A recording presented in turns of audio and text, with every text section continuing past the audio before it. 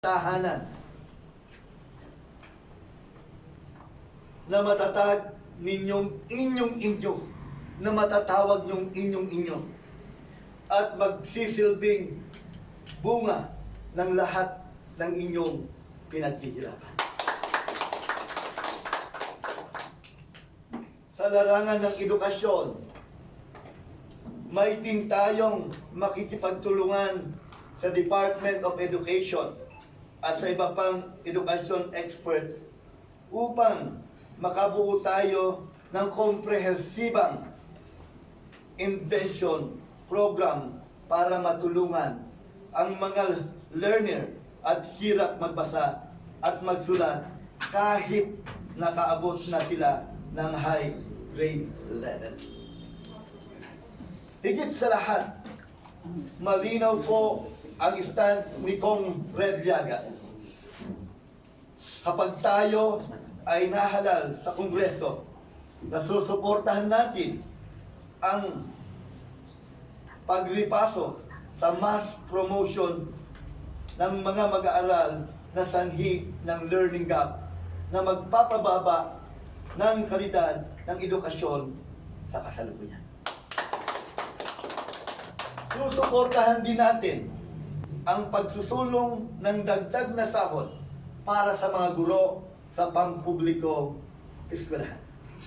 Nice.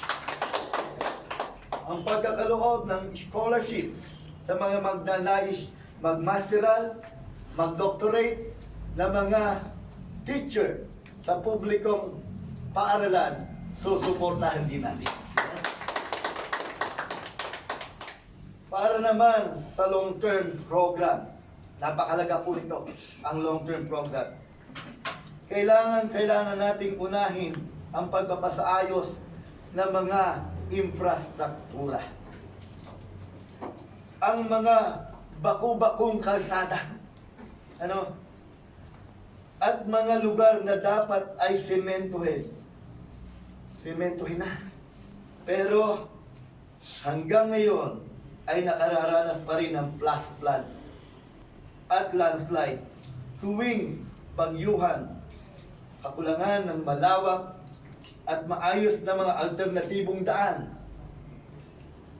Sobra ang trapiko sa ating nararanasan.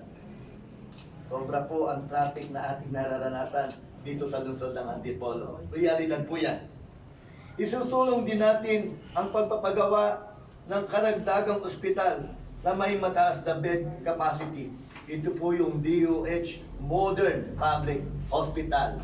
Isusulong po natin na ipagawa yan dahil ito po ay pangangailangan ng ating lungsod.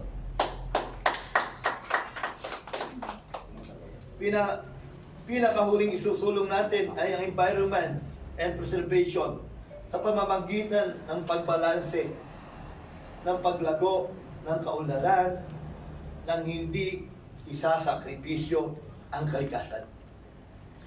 Ito ay upang maiwasan na rin ang iba't ibang sakuna dahil hinayaang masira ang kalikasan alang-alang sa progresibo. Sa ilalim po ni Red Llaga, hindi iyan mangyayari. Ang mga nabanggit ko po na mga programa sa mahaba at konkreto plano natin sakaling tayo ay mapagbigyan manalo at makapaglingkod.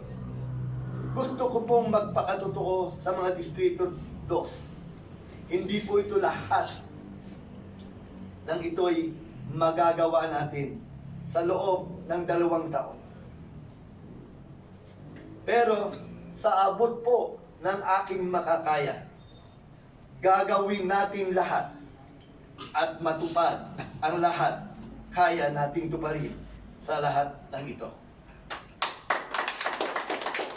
Kasama na rin natin dito ang pagpapagawa, isusulong natin ang pagpapagawa ng Universidad ng Antipolo. Ito ang isa sa mga long-term plan ni Red Llaga sa ikalawang distrito ng Kongreso sa Antipolo. Ang mga kabataan na siyang nagsisilbing pag-asa ng ating bayan, sila mismo ay ating tutulungan. Sila mismo ay bibigyan natin ng pinakatiyak na programa para sila ay magkaroon ng bawat kinabukasan. Ang kabataan ang magsisilbing tiyak na kinabukasan ng ating pamahalaan. Hindi natin papabayaan ang ating mga kabataan.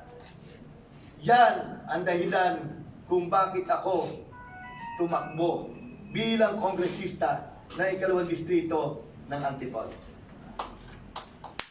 Kung gusto natin magawa ang kaunlaran na kay Tagata, ang pangalan ni Red Llaga bilang kongresista ng Antipolo. Buhay! Buhay! Maraming pong salamat. Ito po pa lang ang ating mga katagang at programa, plataforma na ating inihahain sa ating mga kababayan dito sa ikalawang distrito ng Kongreso sa Antipolo. Kampanya, official campaign sa ikalawang distrito ng Antipolo para sa Kongreso. Marahil matagal na tayong panahon na paulit-ulit ang pangako. Paulit-ulit ang mga pangako. Paulit-ulit pa rin na napapako. Panahon na po. Try me. Try me. Try me. Antipolo. Ikalawang distrito ng Antipolo. Try me. I will serve you. I will offer myself to whole Antipolenian. Mabuhay! Buhay! At hindi ko po kayo bibiguin sa inyong tiwala na ibibigay sa akin bilang kinatawan sa ikalawang distrito ng Antipolo. Marahil ito na ang simula ng isang bagong kongreso sa ikalawang distrito ng Antipolo. Kulang ang salita, pero mas marami dapat ang gawa. Yan! Yaman! Mabuhay si Kong! Mabuhay! Try me, mga kababayan ko sa ikalawang distrito ng Antipolo. Try me, open our eyes, open our heart. This is our time. This is our time. Tama na ang labis na panlilinglang.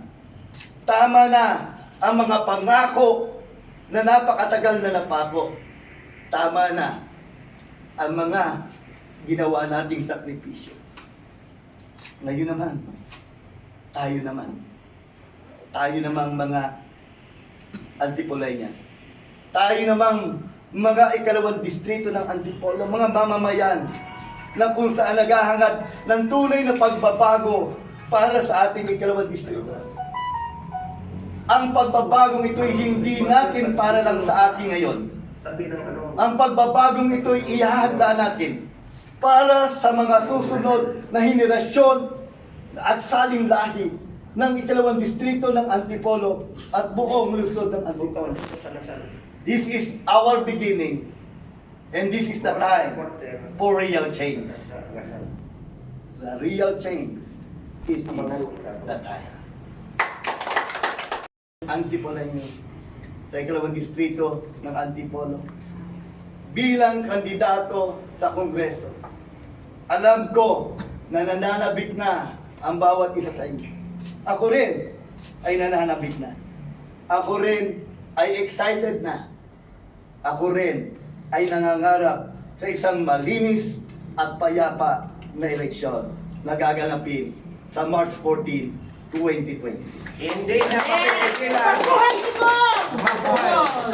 At inaanya hinihikayat ang lahat ng Antipoleño, lalong-lalo na sa ikalawang distrito ng Antipolo. Bumoto po tayo. Ibigay po natin ang ating best sa pagboto. Suriin natin ng totoo. Hindi lang ako, kundi kaming lahat na tumatakbo at kandidato. Panalangin natin na ang eleksyon na ito'y maging mapayapa.